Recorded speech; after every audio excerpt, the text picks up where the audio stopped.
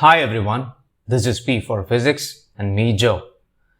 In the previous session, we have been discussing about the basic properties of charges. So now that we are familiar with the important properties of every charge, be it a positive charge or a negative charge. So we have seen about the quantization of charges and its conservation of charge, additive nature of charge and the like. So now let us take up this scenario. I have given a diagrammatic representation of two charges Q1 and Q2, both positive, which are separated by a distance of small r. In this scenario, if we ask a question to ourselves, what kind of force that would act between charge Q1 and Q2, perhaps we would be easily giving an answer. Because we know very well that like charges repel each other. Since Q1 and Q2 are both positive charges, we very well know they are going to repel each other. But if we ask what is the amount of force or what is the value of force that is going to be experienced by Q1 and Q2, perhaps we don't have an answer yet. And to answer that question, to find the magnitude of the force that is acting between the charges, we seek the help of Coulomb. Charles Auguste de Coulomb, he is the man behind this Coulomb's law. And we shall see in this session, we shall concentrate on what is Coulomb's law, what is its scalar and vector forms, and how we are able to calculate what we are in need of. Let us first ask ourselves a question, why do we need Coulomb's law? Or what is the purpose of Coulomb's law? So the Coulomb's law is to find the force between two stationary charges in free space. Free space can also be taken as vacuum. So the scenario is this. I have chosen two charges, both positive. For example, it can be negative as well. So Q1 and Q2 are separated by a distance of r. Now, the electrostatic force between these two charges Q1 and Q2.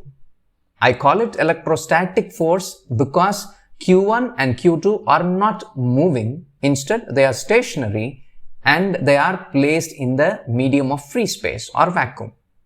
So now, if we want to calculate the electrostatic force F that acts between Q1 and Q2, Coulomb, through his law, says that the electrostatic force between such two forces is directly proportional to the product of the charges. Here in our example, it happens to be Q1 and Q2. Therefore, we have put Q1 into Q2.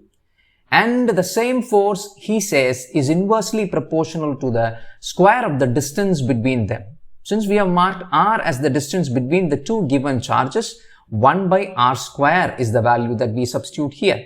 So this is the mathematical relationship of the statement of Coulomb's law. Coulomb's law's this statement is consolidated into a single proportionality relationship like this. I have just combined what we have dealt so far. F is directly proportional to Q1 into Q2 by r square. We very well know that any proportionality relationship cannot be considered into an equation.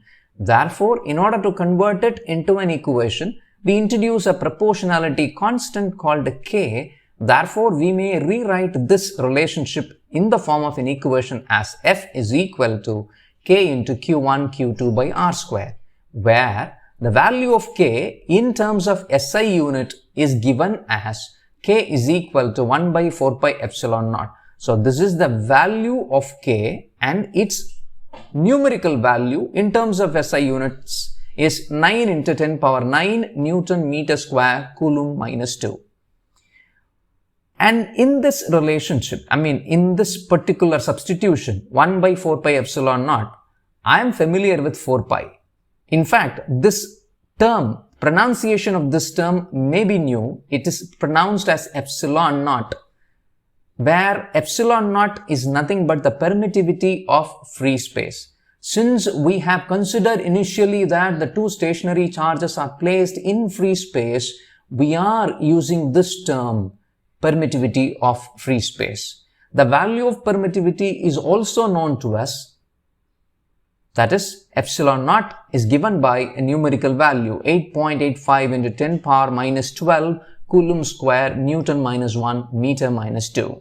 Because if we don't know this value, it would be impossible for us to substitute it here and thereby getting an answer for k something like 9 into 10 power 9. So that goes understood. So here, if I want to understand what permittivity of free space is, perhaps now it is too early to comprehend it because we don't have yet understood what is the idea of electric field or the electric lines of force.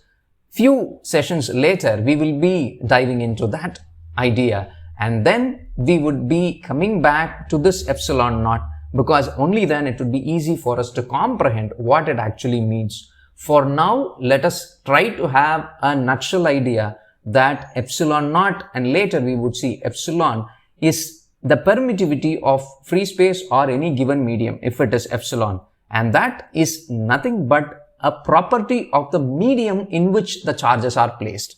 For now, let us stick on to this idea alone and let us deal with it later. So if I want to consolidate the entire thing that we have so far discussed as Coulomb's law is something like this. So Coulomb's law's scalar form can be completely written as F is equal to 1 by 4 pi epsilon naught. I have replaced the k with the known substitution of 1 by 4 pi epsilon naught, and already we have q1 into q2 by r square. So this is the complete mathematical representation of the Coulomb's law in its scalar form, because we know very well that the force, electrostatic force, is actually a force which happens to be a vector. For now, let us stick on to the idea of scalar form alone so that we can just understand a bit more of this form. Here, in this form, if I substitute the two charges Q1 and Q2 as 1 Coulomb, so in the previous case, we have been not mentioning the value of Q1 and Q2 because they are just notations. Now we are going to take a little bit of lenience where we assume the value of Q1 and Q2 to be 1 Coulomb, and we also assume the distance of separation, the distance between these two charges placed in the free space as r is equal to 1 meter. Simply said, in the scalar form of Coulomb's law, I have replaced all the terms numerical values to be unity. If it is two charges, I am taking them as 1 Coulomb each, and the distance between them is taken to be 1 meter. Therefore, substituting all these values here, we would get the magnitude of F vector to be, because that is why I am introducing the modulus of F vector, that is going to be 9 into 10 power 9. Just a few minutes ago, we said the value of k, that is 1 by 4 pi epsilon naught, is numerically equal to 9 into 10 power 9 in the SI units. And therefore, I am replacing that value with this, and I am replacing whatever I have assumed. Just calculating this, the entire term that we have substituted here becomes 1. Therefore, the force is 9 into 10 power 9 Newton. So, we will just understand that this kind of thing helps us to find or quantify the value of force, that to be 9 into 10 power 9 Newton, when the charges considered are 1 Coulomb each and the distance between them is 1 meter. So this quantification is possible only through this assumption. So the scalar form can be used to find the force that is existing between two charges which are having a value of 1 Coulomb and that are separated by a distance of 1 meter. So for this, we have done this small calculation. We may ask, Coulomb's law, is it applicable for all types of charges? No. Coulomb's law is only applicable to point charges. Now again a question comes, what is meant by a point charge? So point charge is something like charges which are so tiny, which practically has no dimension. And on the other hand, even larger charges which are having a number of charge in them in a bigger system can be considered as point charge if the distance between the charges considered is larger compared to the physical dimension of the charge that we are taking into. For example, if the value of Q1 and Q2 is smaller, in the physical dimension term I'm saying, Q1 and Q2, if they are physically smaller compared to the distance between them, then these charges could be considered as point charges, invariably whether they are larger or smaller. So, Coulomb's law is only applicable to point charges. Few minutes ago, we have assumed that the value of Q1 and Q2 to be 1 Coulomb, but practically speaking, the value of 1 Coulomb is a huge value. So what then we could use instead of Coulomb? The practical units that we use in our everyday basis is either microcoulomb. This is read as micro. Hope you are familiar with the notation. And this stands for the nanocoulomb. We remember that the prefixes we have studied in our 11th grade, micro stands for something into 10 power minus 6 and nano represents 10 power minus 9. So microcoulomb is 10 power minus 6 coulomb and nanocoulomb is nothing but 10 power minus 9 coulomb. So these are the practical units. Since I have said 1 coulomb is a very large value to handle, we always go for tiny values like microcoulombs and nanocoulombs in our everyday life. So this is the information that we have to focus on, the scalar form of Coulomb's law. But however, since we are talking about electrostatic force between two charges, certainly we need to know its vector form as well, because basically it is going to be a vector after all. So here we shall go to the vector form now, the vector form of Coulomb's law. So in the case of vector form of Coulomb's law, let us ask ourselves the question,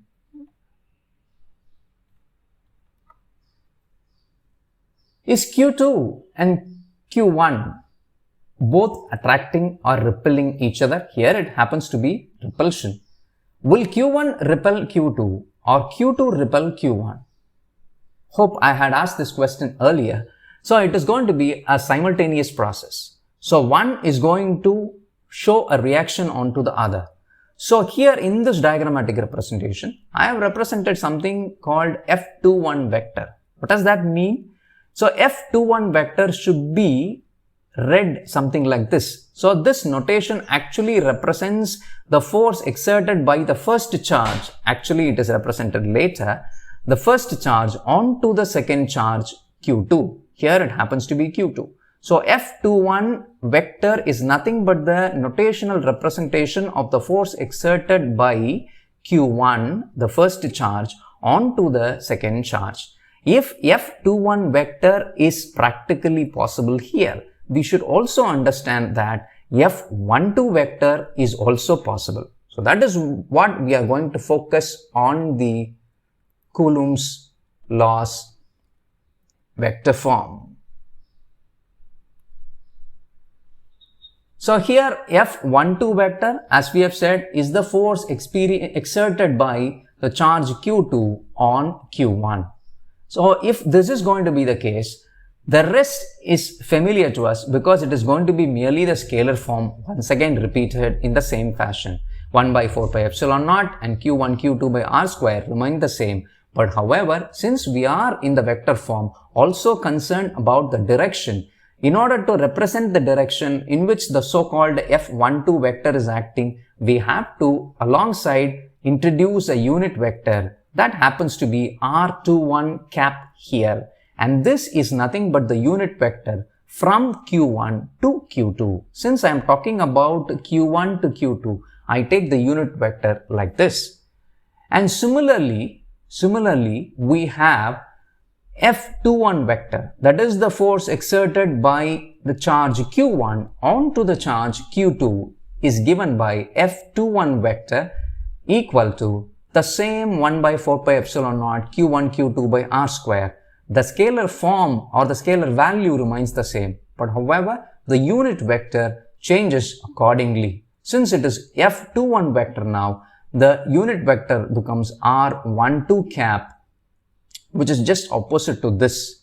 If we try to compare these two forms of this combination, because F12 vector and F21 vector are both force vectors representing the electrostatic force that exists between two same charges Q1 and Q2.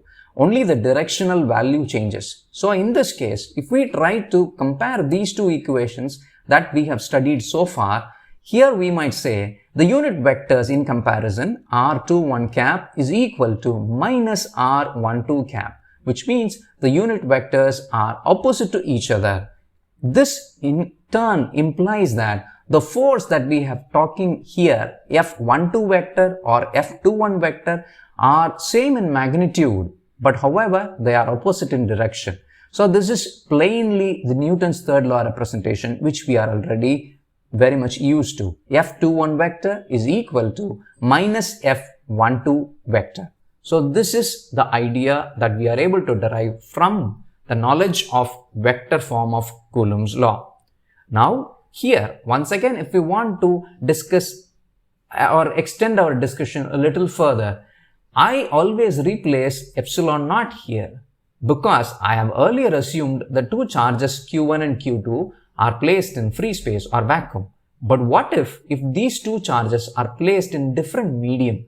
Certainly, that is also a possibility. You cannot always expect that the charges to be put up only on free space or vacuum. If this is epsilon naught, which is exclusively for the free space, what if the value of medium changes?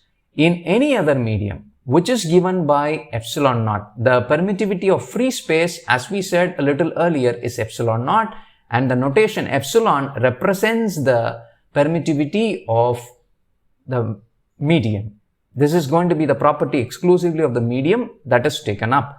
And if in this different medium, that is other than free space, the value of F21 vector, which we have just discussed here, is replaced in the same way, except epsilon naught getting replaced with epsilon. All other values, including the unit vectors, remain the same. So that happens to be 1 by 4 pi epsilon Q1 into Q2 by R square multiplied by the unit vector R12 cap.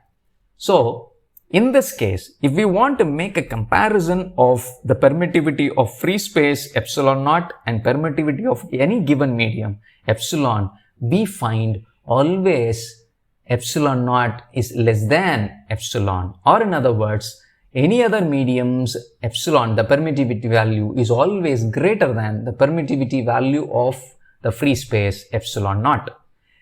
Whenever we do comparisons, we do certain ratios. So that gives us the idea of relative permittivity. We have been studying about the permittivity of free space given by epsilon naught, and just now we got introduced with permittivity of any other medium represented by the notation epsilon. The ratio of these two is what we call relative permittivity. If we want to give an analogical example of this idea of relative permittivity, in our liquids in lower classes, we would have studied something called relative density. Hope you remember. Relative density is said to be the ratio of density of any given liquid to that of the density of water, right? Though it is totally different from each other, what we are discussing right now, I just want to give an analogy. Relative permittivity epsilon r, where the r stands for the relative. Epsilon r is nothing but the ratio of permittivity of any given medium to that of the permittivity of free space, epsilon by epsilon naught. If this is a kind of an equation that helps us to find the relative permittivity of any given medium, what shall be the value of epsilon r if the medium itself is air or vacuum? So for air or vacuum, what would I substitute instead of epsilon? Hey, it's going to be air or vacuum again. Therefore, epsilon in this case should be or must be replaced only by epsilon naught. So epsilon naught by epsilon naught will ultimately give me just 1. Therefore, for air or vacuum, the value of relative permittivity epsilon r is nothing but 1. And for any other medium, I don't know about the medium, but one thing is for sure, it is going to be greater than 1, because since I have just few minutes ago mentioned that whatever the medium that we are going to talk about, its permittivity is always going to be greater than epsilon naught. So since epsilon is in the numerator and epsilon naught is in the denominator, so numerator values, however, going to be larger, whatever may be the media that we are going to consider. So one thing I can be so sure of is that the value of relative permittivity for any given media is always greater than 1 and certainly not even equal to 1 unless it is air or vacuum. And we on the other hand know that below this, epsilon r can never be less than 1 as well. And apart from air or vacuum or any other given media which we have generalized so far, if we want to particularly mention about water, because water happens to be the popular medium that we are familiar with. In case if the medium is water and the relative permittivity value of water is given to be 80, take it for now to be like a constant value, because whenever we come across problems, it would be useful if we remember this value. Just by substituting this, we will be able to calculate the electrostatic force. So in this session, we have dealt something about Coulomb's law. So Coulomb's law or Coulomb's force, since we have done with gravitational force, since we are familiar with gravitational force, now let us make a small comparison between the two forces. Coulomb's force is a kind of new force, the electrostatic force that we have just now studied. It's a scalar form, vector form and all that. And gravitational force is already familiar to us. If we try to make a comparison between these two, like we did in the previous sessions for mass and electric charge, this gives us a lot of understanding and a lot of openings are here waiting to be explored. So if we try to compare Coulomb's force and gravitational force here, Coulomb's force basically is either attractive or repulsive force, because we don't know what kind of charges are going to meet at a place. It can be either like charge or unlike charge, depending on which it could be either an attractive force or a repulsive force. But similar to this case, in terms of gravitational force, there cannot be a repulsive force in gravitation. We know for sure. Gravitational force is always a pulling force, always an attractive force. So that is what we are familiar with. And in the general equation, the mathematical form of Coulomb's law, we have replaced the proportionality constant K to be 9 into 10 power 9 Newton meter square Coulomb minus 2. And here in the case of gravitational force, the universal gravitational constant, the counterpart of this constant here, G equals 6.67 into 10 power minus 11 Newton meter square kilogram minus 2. You may think, why is the need to compare these two constants at this place? Should we really compare? Yes, because it gives us a good understanding about the values of the forces that we are expecting it to be. So here the value of the constant itself is 10 power 9, which is a very large positive value. But on the other hand, just contrast to this, here we have the constant value to be 10 power minus sign, which is minus 11, 10 power minus 11, which happens to be a very, very lesser value, a negative value. So what does this reveal us? For small sized objects, to be very precise, Coulomb's force is going to be much greater than the gravitational force between them. When we ask a question, in our example that we began this session with, Q1 and Q2 placed at a distance of r from each other, what kind of forces could be experiencing or what kind of forces could be acting on those two charges? We would easily say it is going to be repulsive force. That happens to be Coulomb's force. But don't forget, whatever the charge that we are considering there as Q1 is a particle as well. And particles always have gravitational force between them. So, for small sized objects like the charges Q1 and Q2, we have just taken as an example for the entire discussion, both Coulomb's force and gravitational force will be acting simultaneously. But because of this constant values, the stark contrast in the values numerically, we will always end up the Coulomb's force being much larger compared to the gravitational force between them, simply because the sizes of the objects are very, very small. If you want to get a practical example of this idea, this is why in the charged comb, in the charged comb, we find that small bits of pieces of paper getting attracted. So this is a small funny experiment that you would have done in your lower classes or in the science books, the popular science books you would have come across. Just take a comb and oil your hair and just comb your hair fastly and take bits and pieces of paper and bring the comb near those papers, and naturally those papers will get attracted towards that. If I want to do a free body diagram of whatever the scenario that I have just explained here, this could be something like this. Here the dark pink color dot represents the piece of paper that I am talking about, and simultaneously there are two kinds of forces acting on this. One is going to be the gravitational force represented by Fg vector, and the other is the Coulomb's force or the electrostatic force represented by Fe vector.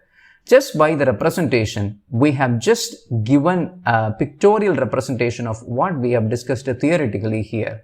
The Coulomb's force is larger represented by a longer arrow mark, and the gravitational force is lesser here.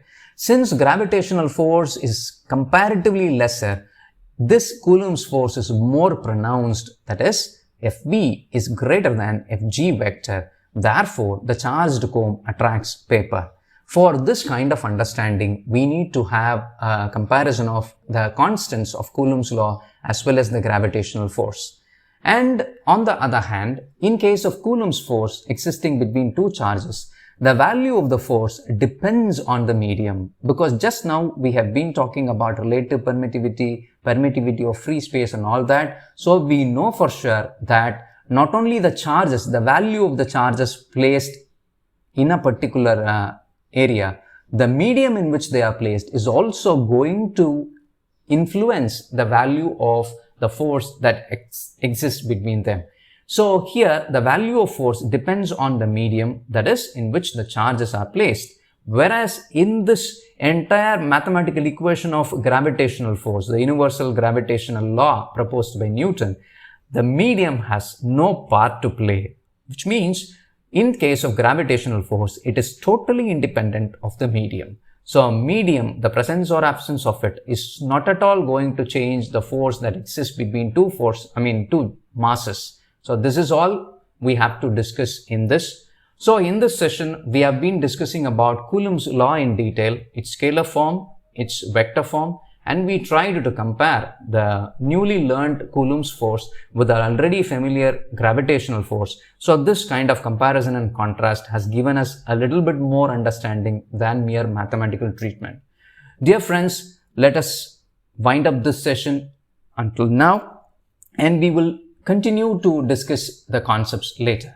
So this is P for Physics and me, Joe, signing off. If you like the video, please press the like button, and if you haven't subscribed yet, please subscribe it, and if you got any comments, please let us know in the comment section. Again, it's P for Physics, the place where we could learn physics with a lot of fun, and I would try to present it in more funnier way in the days to come. Thanks a lot. This is Joe signing off again. Take care.